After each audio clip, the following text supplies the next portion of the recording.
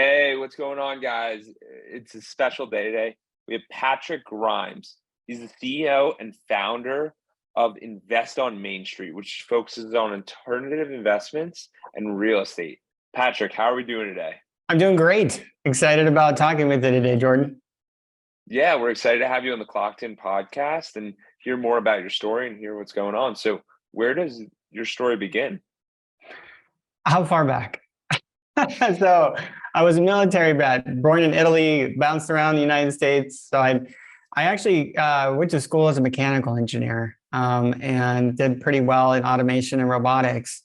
Dove into real estate, lost it all because I invested in super risky stuff at 9 and 10, and then kind of retooled my trajectory into much lower risk investments. Got a master's in engineering and business, had a automation company that did really well consulting, and then traded up to larger multifamily and did private equity full time, and then diversified into energy as well to provide for better investments. So that's kind of the summary. Wow, that was a quick overview.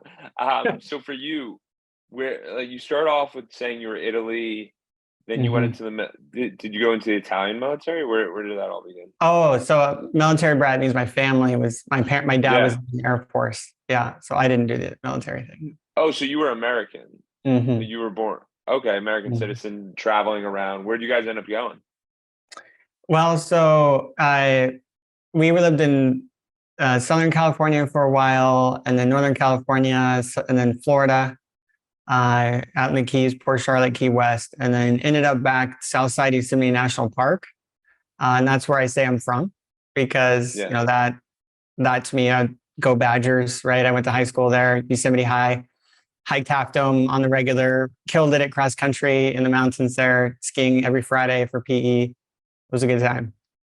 Wow, that's incredible. And what was that experience like for you constantly traveling and just kind of having to reset your life every few years? Because I know a lot of people struggle with that.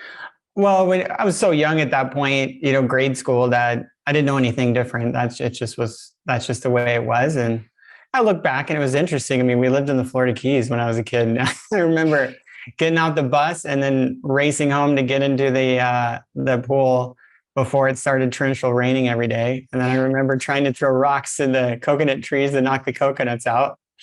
you know, Fast forward a couple years and we're running away from bears in the wilderness. My sailing on mountain lakes and rock climbing, and I got a lot of diversification in there. And now I do a lot of backpacking as a result of it. So we did the John Muir Trails, 21 days out in the wilderness. I've done a Oh, wow. base camp. I've done Fuji, Shasta. I've done 314ers in Colorado and mountains around China and Southeast Asia as well. Wow. Very diverse and experiences. That's cool. And no, because it Yeah. is truly amazing. I think I went to in Colorado. Which Colorado 14ers did you do? Bras, Lincoln, and Democrat, Okay. north, up Gotcha. north of Breckenridge. Gotcha. Yeah, we did a different one, but we just literally drove up. um, but yeah, how has travel had an impact in your life? Has it, because it seems like you have a pretty diverse perspective from the different trips you were talking about to your different experiences. And yeah. Well, so my parents kind of instilled that international focus. They were always talking and showing. I mean, they traveled very extensively in their childhood. In fact, my mother's dad was an evangelical minister, so he would travel all over the world and Oh, wow. speaking tens of thousands of people. So we have pictures of him just doing all kinds of stuff, and she has wild stories. So, uh, it was like when we were young, we traveled with our family, went on trips, and when it was automatic, we were going to college. They were like, "Nope, we're going to college." But on the other side of college, instead of just starting full bore into engineering, I went and traveled through Europe for about 9 months. Right? We even went to World Cup Wow. in Berlin at the time, and yeah, I would travel with some of my buddies up Western Europe, and then they flew home. Then I just took slow progress down Eastern Europe, stayed in the Greek Isles for the summer on EOS, then flew to the south of Spain. went through France, Nice, Monaco, all over Switzerland. It was amazing. Had an incredible time. And then that was after my undergrad, after my master's in business administration and my master's in engineering, I took another gap year and I did a pilgrimage through the Middle East and Asia. I flew to Cairo during Ramadan. That's dangerous. During the Morsi overthrow, and I stayed like half a block from Tahrir Square. So I was literally hearing Oh like my the God. prayers, and then I was hearing dynamite going off in Tahrir Square. And it was pretty intense, but I wanted to shake up a little bit. I mean, I just worked solid doing engineering and design, traveling all over for large. I was working for Tesla, I was working for Lockheed, I was working for J&J, I was doing medical devices, all kinds of satellites. And meanwhile, I'm doing 36-month master's program. It's What brutal. year was it? How old were you?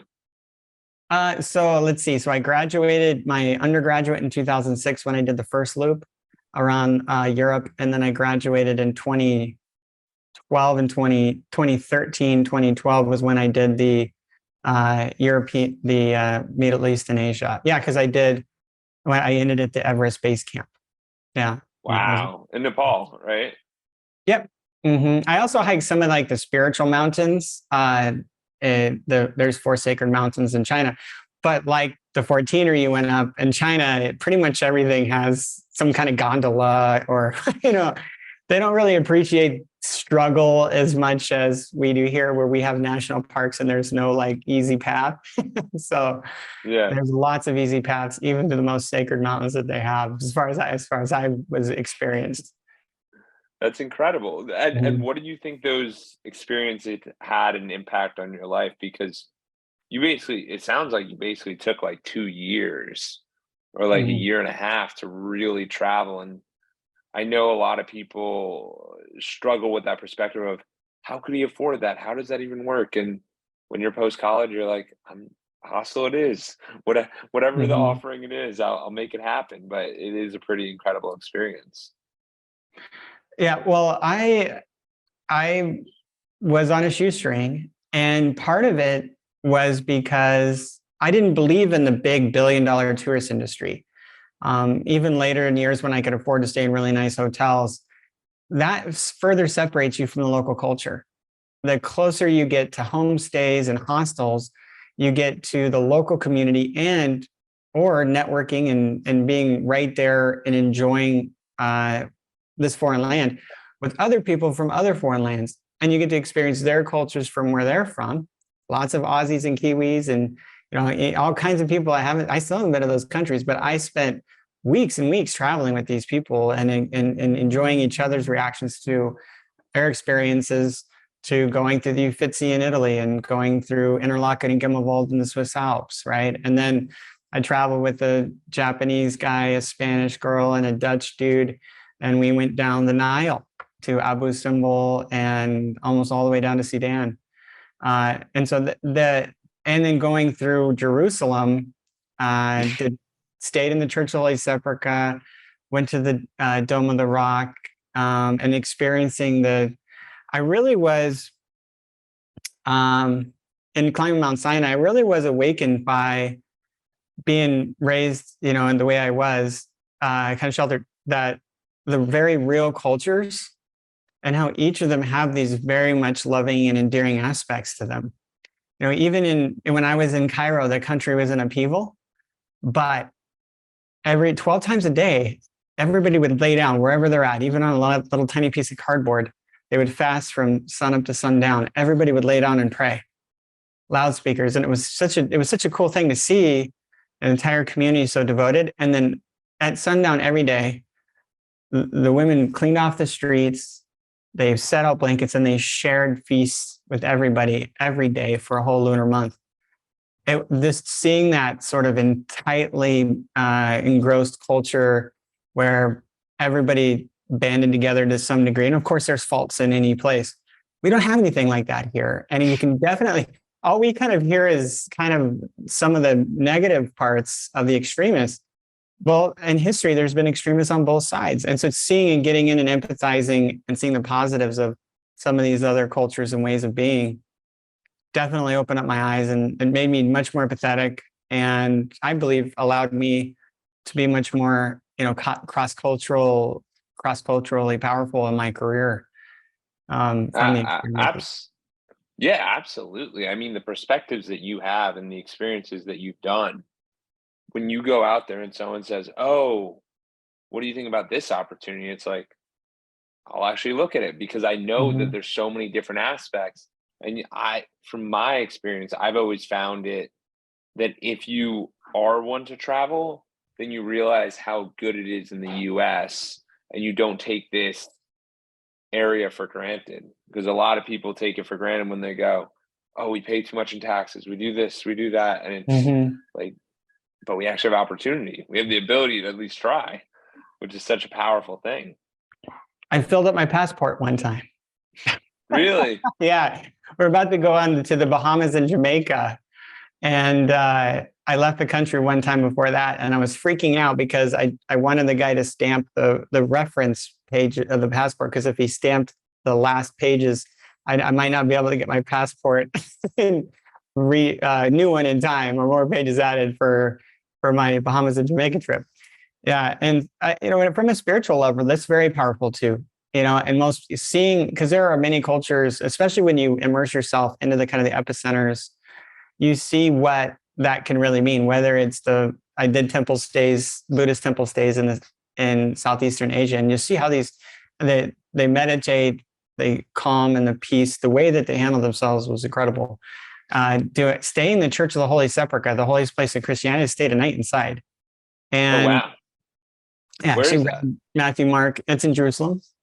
It's Okay. and within the walls is the celebrated place where Jesus was crucified and rose from the grave, Mount Oh, Golgotha. I've been there. Okay. Okay, yeah. And so it was interesting because actually an Islamic family locks you in at night, because the 13 sects of Christianity can't agree on, they're obviously fighting. So they gave it to an Islamic family, which controls the key to the holiest place of Christianity. It's kind of ironic, right? Yeah. But walking and listening to these stories I had heard my entire life, reading these stories and kind of walking on that place, and then seeing all the different celebrations, going to the Western Wall of Judaism, hiking Mount Sinai in the Sinai Yeah. Peninsula, right? And then going to the Baha'i faith, which is an amalgamation. I went to the Baha'i Gardens in Haifa, where it's an amalgamation of all the religions, and they take kind of pick and choose the sayings from various prophets of basically all the prophets from all the religions. You're like, wow, these guys are really working hard to piece together what they feel like is like the most peaceful version. That kind of experience definitely contributed to certainly the appreciation and empathy that I had for cultures, and the patience that you get trained over living in plasticity required to survive, and you're sick like the entire time through some of these, because the food, you're just not used to it. So I ended up married. When I met my wife, she's actually from China, and Oh, wow. yeah, and when we got married in China, we got married in mountains here in California as well. But she was getting her master's at the school Disney, started Cal Arts because she wanted to go work at Disney, which she then did, and then DreamWorks, and now she does feature-length animated films producing. She's a pretty rock star. But when we That's met, incredible. we were chatting, and I'm like, wow, this girl's amazing. Turns out we had been to the same places. We had been to Lijiang and Shangri-La, out in the furthest west parts of China. And we liked similar foods. We liked the Chongqing hot pot. We actually had similar palates. And I actually didn't know anybody else that had they even knew what those were in America. Yeah. And there was cultural connections, and there was an understanding of where she came from, and the mindset that is just dramatically different from the Chinese way, that allowed us to just connect so well that I gave up my whole single family buy, hold, renovate strategy at the time, because that was doing the single family investing was taking all my time from my family, friends, and hobbies. Yeah. And because my day job was automation and robotics. So I gave that up. She was there for my very last closing. And then we got married. And then I get along great with her family. We we spent time in China, spent time here. We lived in Hawaii for a while. It's been pretty incredible. We just had our first son Oh, last congratulations. September. Yeah. That's awesome. Mhm. And wait, so you're building out so while you're so just back it up a little bit. So when you're Mhm. traveling, so you end up meeting her, and at this time you're doing the real estate portfolio, like building in the US as well? Or how'd you go about that? So we had previously traveled to similar places. Fast Okay. forward, I'm doing automation and robotics. I had just finished my master's program in Okay. engineering and an MBA. I'm doing uh, projects, and I now have money again. I'm now looking to invest in alternative investments, and I started buying in recession resilient markets, single family homes, and it was working because I had lost it all one time in the big downturn. So I was looking for very risk adjusted returns, very Yeah. stabilized markets, cash flowing assets. And I started doing single family buy, distress, renovate, and hold in other states, mostly Houston. And that time, like I met her in Studio City, where, around where all these studios are, at a pool party. We hit it off. And we just happened to have this person from another country that had spent time in China and Vienna working, and then moved to go to this master's at the school Disney started, Cal Arts. That's when Got we you. met and hit it Now off. I And get it. it was so powerful. We got along so well, but I was not available because I was Yeah. spending my days at this demanding job and my nights trying to slog it away at single family investing, that I just gave up the single Mixing. family thing. And then after that, I traded to larger private equity, multifamily. And that's what allowed me to scale in a way where I could still enjoy time with my family, friends, and hobbies. So let's dive into the single family. When you were doing that, Yeah. how many properties did you get it up to? And like, what was really the crux that you were struggling? Was it the rehabs? Was it the management? Like, what was really holding it back for you? The Well, time so component. if you go, so Patrick Grimes, Forbes, and then I would look at two articles for those that want to hear kind of the full analysis. One is single family versus multifamily, and the other one is on in the accelerating retirement, and the other one is asset protection. Because those two articles kind of reveal what I believe to kind of the fallacy of the hype around single family in my world. Because I got burned doing residential pre-development single family because I was personally guaranteeing loans. But when you get into single family buy distressed, like the TVs are all saying, the gurus are all saying, hey, you can make a quick 20 or 30 grand if you buy a property, and then you fix it up. But if you got a full-time job, you're not the person that knows what those properties are, how to find the best deals, and then you're trading your time away, free time, or you're trading time away from your high-paying income earning job to do that. Meanwhile, what the gurus are asking you to do is put it in your own name so that you can get the best debt product, right? I mean, the best, and then sign on the debt in your own name and hope you get through it without before the economy crashes, right? Again. And so I realized that the bigger the portfolio, you have all these in your own name. So you're kind of cross collateralized like I was in 2009 and 10. If the market falls, if everything's in your own, they come after you personally, and Yeah. you can lose it all. And then I realized, well, I don't want to do that, right? I would rather buy an asset that's big enough, like an 80 plus unit property, where they'll do non-recourse debt. They're not. I can put it in an LLC, and the bank doesn't care because the bank is saying, "Hey, we'll take the property if anything goes wrong. I don't need you to personally guarantee it because it's a Yeah. income producing asset, and because it's now in an LLC, if somebody sues it, you're protected, right? And as a Yeah. limited partner, you can invest in it, and it's protected from you, and you're protected from it. But each of your other investments are all on their own islands in their own LLC, so they're protected from each other. That's very different than putting a bunch of single family homes in your name and they're all cross collateralized. You're not protected from them and they're not protected from you, right? If you get sued, they can Yeah. come after your assets. If somebody trips and falls, they can come after you. So by trading into larger investments, I was able to be in a more protected position, but that required me to partner because Yeah. I couldn't take down these 80 unit plus assets. I didn't want to do single family because even if I had a property manager, it was so hard to find, so hard to renovate. And then I had to chase a property manager. 80 plus Yeah. units, There's also not the scale. right? Yeah, as you're dying into, there's not if there's 80 units, there's one or two roofs. There's not 80 roofs, there's one or two. Hmm. If there's a dishwasher, like it's just simpler when everything's a carbon copy. They all fit the same mold. With the single family, one might be there, one might be there, and now you got to get catered to the one or two people in these different areas. Now, if you LLC'd the single families, would that have changed the situation, or you don't know? Yeah, I address this because the fallacy is, well, what they say is, okay, put it in an LLC, but if you put it in an LLC, the bank isn't going to give you debt on it because they need collateral in a single family. So Yeah, you take a single family. So what people will do is they'll buy it in their own name first. They'll get debt and basically use their own self as collateral, right? yeah, And then as soon as you close on it, they'll like hot swap the LLC in there so that they're protected in the case that somebody trips and falls, yeah. a real or frivolous lawsuit. But in that case, they're protected. But what happened to me? It wasn't a lawsuit that took me down in 9 and 10. It was that I was personally guaranteed on the debt, and the property value dropped, right? Yeah. And so it wasn't the lawsuit, it wasn't the LLC that caused me to. It was the property value that fell, and so it was the fact that I was on the debt.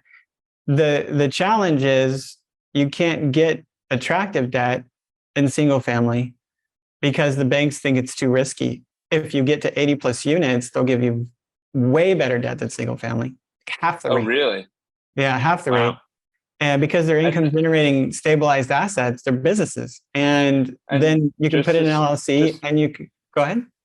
yeah, I was gonna say just to slow it down. So like to explain that, just so that all the listeners know, like if it's a single family, let's say right now the interest rate's at 6%. Are you saying for an 80 today, they would be at like 3%?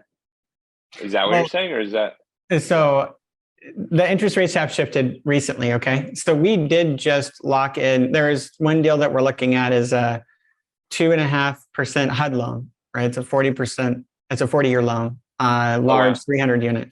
So you can get that debt, right? You can get Oh even wow. lower debt.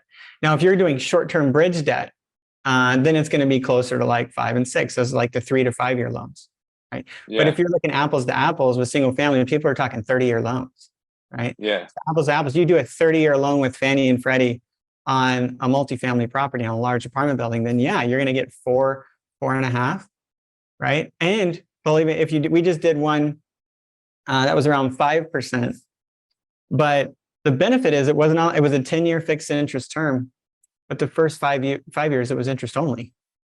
Oh wow. Mind blowing because they're so low risk. And this is a Fannie, so this is a Freddie loan, so this is a government backed loan, right? Non-recourse, then it's guaranteed by the asset itself, but they're so low risk when you get to larger stabilized income producing assets that you can buy. Just hasn't been renovated in 5 to 10 years, still cash flowing.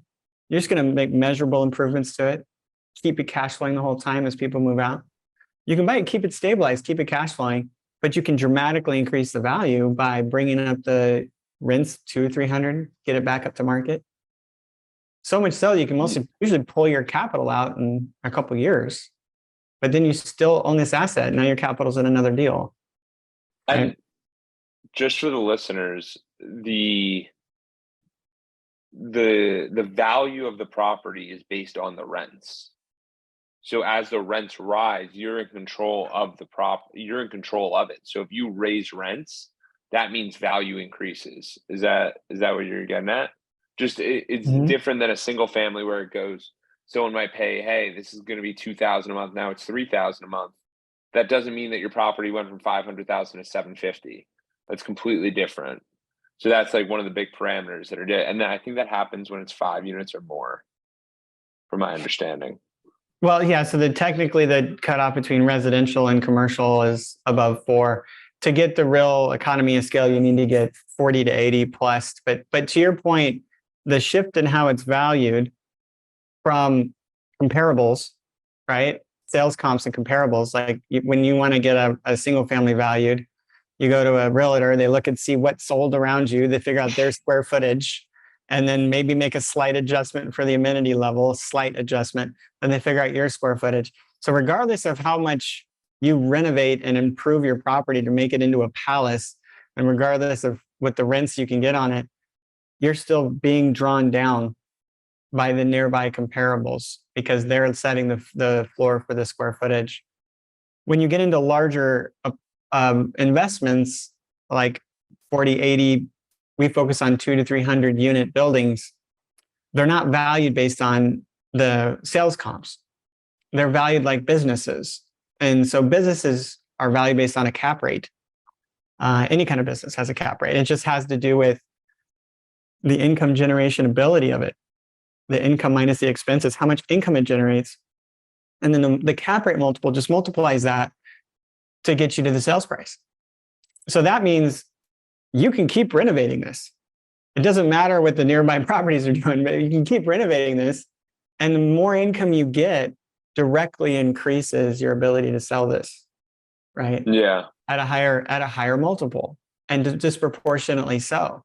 Like we increase the rents $100 across 100 units, we can increase the property value by $10 million, right? It's Wow. that dramatic. And why did you say 40 to 80 is the sweet spot that you thought, instead of like maybe a 20 unit? Like what's the difference there? Yeah, well, so in the I only invest in landlord friendly places first of all. So the part of that is the geography that I'm working in, tax advantaged places and places that allow that where people are moving to, and then have recession resilience. So that kind of throws out the West Coast. It kind of throws out the Northeast Coast, right? It kind of leaves you with some locations where the analytics have said in the past you've seen stabilization through downturns, especially in our 20 to 50-year-old workforce housing.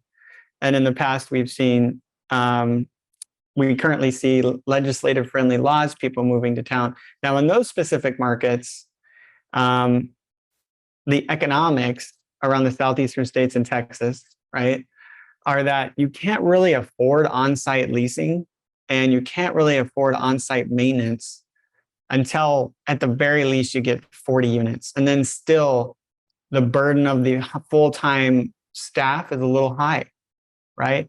And then so your property management fees and can be in like single family, so they're taking like they're like 10%, right? Taking a whole month's rent away from you, Yeah. right? Per year. So it's still that case when you're like at 20 units, and it's like sometimes 12%. It can be even higher. But by the time you get to 80 units, it drops. Something dramatic happens. It drops like 4%. And then Oh by the wow. time you get to 200 to 300 units, it drops to like 3.5%. In fact, most of our deals are all 3% of your expenses for property management. It's because you get economy of scale. You got all these people living on site. Not only are they there 100% of the time looking after your asset, making sure it's repaired, and then they're calling you and assembling reports for you on Monday morning instead of you chase around and dealing with the calls like you do in single family. But you have the control to be able to have your own renovation crews and get everything specifically to spec, test different renovations, and then do a rinse and repeat because all the units are similar. And then when you go to execute your plan, you're not just buying one set of cabinets or one set of washer, dryer, appliances, and flooring. You're buying 300 or 200 or even 40. The economy of scale is that I used to spend 20 to 30 grand to renovate single family homes in Texas. We're spending 6 grand, 7 grand, Oh wow, really? 8 grand per unit in a 300 unit complex because we have crews that we buy everything at hundreds, economy of scale. And then we have renovation crews that can be very efficient, just chucking through the units as they open So up. now a washer that's usually $800 to $1,000, with me ordering 100 or 200 of them, I'll get a discount on that. Yeah. Is that what you're saying? Dramatic discount. Yeah. What would the dramatic be? Like 400? Well, so we can do an entire appliance package for like anywhere from 12 to 1600. So that's like Oh wow. that's your oven, your refrigerator, your microwave, everything that you need inside the kitchen. Wow. That's fast because they can just place that order individually and build it as they are. And we And they buy don't have to wait on sale. containers of like hard Yeah. countertops, right? You're spending like, 2 to 4 grand just on materials. we're looking at $400 for quartz countertops installed. Oh, because there's so many of them. Because we'll buy containers of them from like Vietnam, and then we have our guys that are our staff doing them over and over and over again, and they get really darn efficient. Wow, that's awesome. And you mentioned that you partnered earlier. How did that first experience and kind of leveraged experience go for you? Because it can be a little intimidating when you don't like the partners, but you don't like you have to go through the experience with them and see what working with them's like. Yeah, that's the hardest part, but it's actually the only way to scale. One of the things that was, such a struggle in single families, I had to do all the jobs myself. I felt like I had to because I had to maintain control. And my one advice to people starting out is learn how to partner. It's a skill. I'm an analyst, machine design, automation, and robotics. I know how to do the numbers. I know how to build and design something. But like the ongoing day-to-day property management, that takes more of the CFO process-oriented guy that wants to take things from 90 to 95 to 98 to 99.99%. And that's really where they're focused. I want to get in, I want to find an investment, I want to analyze it, I want to do the due diligence, I want to structure the investment and put everything together, raise the capital and get it going. But I need some other person that's not the machine design mentality analyst to take it to conclusion. And that part is what it was a bear for me. Partnering with somebody who had decades of experience in the markets I'm at, property management, vertically integrated, has relationships, was very valuable. On the acquisition side, finding a partner that knows the brokers. It's known the brokers for 10 years, right? This worked for a large institution, but wants to break out and put together a private equity firm. Those are the kind of partners that find deals that I otherwise wouldn't have found, that have known the Yeah. brokers for a long time, that are part of this old boys club. And those are the kind of partners that have been incredibly helpful. I was a lot more efficient than me flying around constantly trying to do all the jobs. If I can focus on my superpower. It wasn't easy. In fact, from the time that I said it was like 5 years from the time that I stopped doing single family that I actually got into my first multifamily deal. Oh, wow. And I took a couple years off, right? I got married in the mountains above Los Angeles in Big Bear, and then got married in Beijing. And then when I said, hey, look, I'm going to go do this, I'm going to scale into larger multi, it was 2.5 years before we actually closed on our first deal. That was a lot of hustle. We traveled, my wife and I, a lot. We analyzed all kinds of due diligence, met with dozens of potential partners, got really far into deals before we realized the true nature of their mindset and mine, my risk aversion versus theirs, how aggressive they are. And it took a long time before, and constantly coming to the table and working with people that had a lot of experience, figuring out how I could add value to where one was finally like, I just kept bringing deal after deal. One was finally like, hey, let's do a deal together. And that after we bang that deal out, and then it was just deal after deal after deal ever since then. So, but it took a lot. Oh, that's incredible. It's Mm-hmm. incredible. And I appreciate you sharing that it's not always easy. It takes time. And everyone wants everything really quickly. And you're like, yeah, I came up with the idea. And that was 2.5 years later that there was actually some movement on it. Because it's just, that doesn't mean that day in and day out you weren't looking on Zillow or looking on these different platforms, learning about where to locate. And it takes time. And that's a very different, at that time, were you doing your full-time job as well? Yeah, absolutely. In fact, I didn't exit the engineering consulting, which turned into consulting. In fact, during COVID, I was doing COVID test kit assembly systems. I was stoked about it. We were living in Hawaii. I was flying out all over California, meeting with different medical device companies and helping them build automated systems to produce millions of COVID test kits. And that was great because I pivoted back into that when things slowed down in real estate, but it was really cool to be involved. But I'm completely out now of the engineering side. And it's a better life for my family on the private equity, and not only in real estate, but also in the diversification into energy, right? Other non-assets that don't rise and fall together. So, but Yeah, yeah. and this is something interesting because Patrick is one of the first people that I've had on the podcast, and I've had 100 plus people that talks about this energy investing. I've never heard this like this is very new to me. So that's why when Patrick was talking about it, I was like, we need to hear more. So tell us of what's going on with the energy. What exactly is it, and how does it work?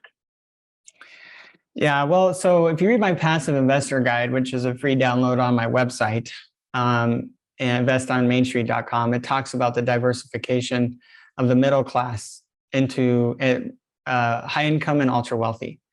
And it turns out that in alternative investments, those are the investments like outside of what your employer is offering through their qualified plans, your financial planner is doing, or what you're day trading in the stock market, right? Those are all traditional. The middle class, about 8% of their wealth allocated into alternative investments. The high income earners have 25%, and the ultra wealthy have 50%. So in that 50 to 25%, how are you going to invest like the wealthy?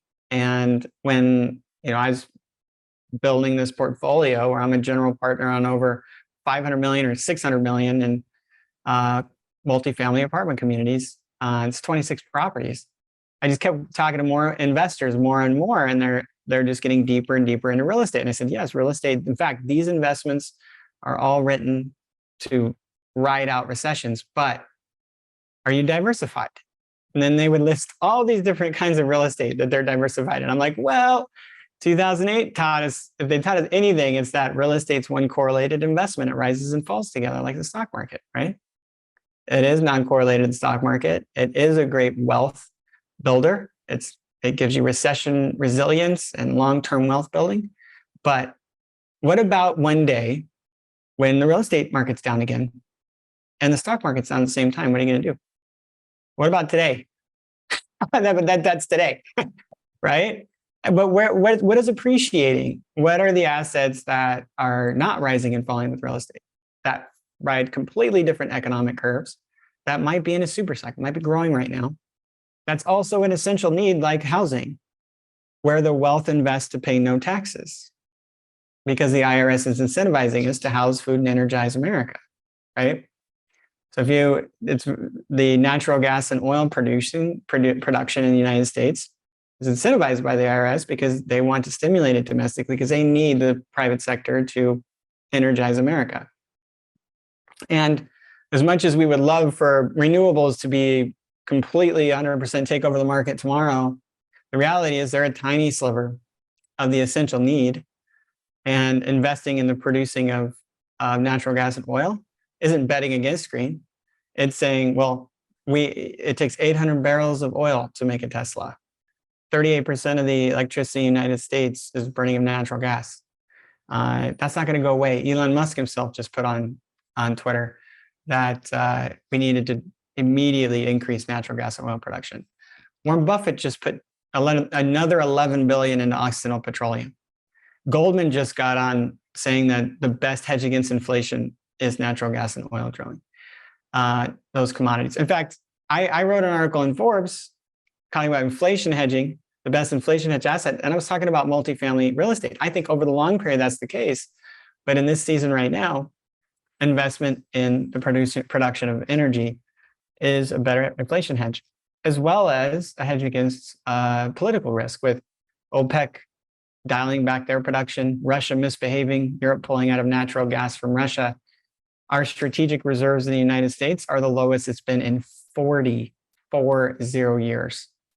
Right now, investing in a commodity that's on the rise that's completely detached from real estate is a great diversification play. Now, typically people are drilling out in the middle of nowhere, and it's a hugely risky endeavor. But you got to think, I'm an old school multifamily guy that's lost it all one time. How would I structure that? How's that structured differently? It's a diversified energy fund with, like, we have hundreds of units in a multifamily deal. We're going to do 50 to 100 wells within one fund. So if one fails, we're fine. Instead of wildcatting and drilling in the middle of nowhere, we're going to buy a lease over proven reserves. And just like we have sales comps in real estate, we're going to buy a lease next to producing wells. So we know that those wells are going to be the presence of hydrocarbons, and we know we can produce. And we're going to do that across multiple states. We're going to get geographic diversification. And we're not just going to do oil or gas. We're going to do a combination of both. So we're going to get geological or product mix in there so we can pivot between one and the other, whichever one's the most advantageous. And with the diversification and with the scale on proven reserves, we kind of just apply the typical principles of real estate to what is natural gas oil to decrease the risk, allows us to take advantage of the tax advantages, which are way better than real estate, actually. Oh, wow. Yeah. Well, when you invest in real estate, like say you invest 100,000 in real estate, we'll give you a big tax loss, but you can't use it to offset your day job income. Yeah. It's passive losses. You can't use it. It carries forward to offset unless you're a real estate professional. But in natural gas and oil drilling, you invest 100 grand. Most of our investors are writing off, are using that, but 75% of it to reduce their ordinary W-2, 1099, Oh, wow. K1 ordinary income in the first year. So Wow, just that's like interesting. Robert Kiyosaki, Rich Dad Poor Dad, and Tom Wheelwright, Tax-Free Wealth, I play them in my webinar because the rich invest for paying into essential needs, recession resilience, and to pay no taxes. So Yeah. if you're a high income earner and you don't want to pay the taxes, you can just invest in energy. And instead of the government saying, hey, you invested 100 grand, but you still owe us taxes on that ordinary income, you say, oh, you invested 100 grand. You know what? We're not going to take that 30 grand from you. We're going to let you keep it in the deal. Right? Yeah. Because we're not going to tax you on 75% of the income that you put into in the first year, usually minimum, into energy. So after tax, most of our investors are all in at like 70, right? If they put in 100,000. Yeah. But they're collecting monthly passive income and an equity multiple on 100. Wow. So the tax advantages are incredible. Cash flow is typically tax-free. And we have the ability to 1031 exchange forward to future investments for legacy wealth, just like in real estate. Again, investing alongside of what the government needs, the essential needs. It's not a political conversation. This is purely just investing alongside of what the government is needing for the country to survive. Housing, food, and energy, right? So yeah. No, it's definitely a completely different perspective than most people take on the approach. So it's very interesting. It's not the journey for the lowest risk deal, or else we'd all be in annuities or buying bonds, right? Yeah. It's the risk. It's the journey for the lowest risk portfolio, right? Through investing into non-correlated investments or investments which are not all down together, potentially not all up together. Yeah. No, it is really, really interesting because it's something that I haven't heard about. And where are you guys all partnering in that well deal, or how does the well diversification occur? Yeah. Well, if you go to investonmainstreet.com, and you'll see right at the top, there's a multifamily apartment building in Atlanta investment, and there's Diversified Energy Fund, and it's a $200 million fund. You can watch the webinar. We go through all the specifics. It's structured very similar to a multifamily deal and how the returns and the exit and all that plays. It just happens to take advantage of a different essential need. Instead of building units or renovating units, we're drilling sequential wells, value add in the same way, right? And you can invest directly into the investment and immediately receive ordinary income runoff for 2023. Absolutely. And where can people find more about you and learn about what you're up to? Obviously, it's Invest on Main Street. I'll throw that in the podcast description. But yeah, is there anywhere else or anything you want to share with anyone? Yeah, well, so if you're interested in hearing my story, you're the first podcaster that ever really drilled into my travels, drilled into my schools. I've actually never talked about that before on a podcast. So, oh, wow. Yeah, so it's actually interesting. But I do have a book that tells my story. It's Persistence, Pivots, and Game Changers, Turning Challenges and Opportunities. And I'm on here. I still had hair back then. Phil Collins, lead guitarist of Def Leppard, has a chapter in here. NFL, NBA players. This did make an Amazon #1 bestseller. I'm happy to give it away to your audience if they go to investonmainstreet.com, investonmain and then street.com/book. We send a hard signed copy if they type in the promo code. What promo code do you want them to type in? Clocked in. We're gonna do clocked in. Clocked in. Okay. Type in the promo code. We'll get a signed hard copy shipped out for free. I believe it to be very inspiring. I was inspired by all their stories. And I talk about the ebbs and flows of my career and the pivots and the persistence that was required to get to where we're at now. And happy to do that. If you're interested in investing and having a chat, investonmainstreet.com/contact. And my calendar's there. I love talking to investors wherever you're at. I'd be happy to see if this is a good fit or get you pointed in the right direction. So feel free to set up a meeting. My email is patrick@investonmainstreet.com. Absolutely. I'll put that all in the show notes. Thank you.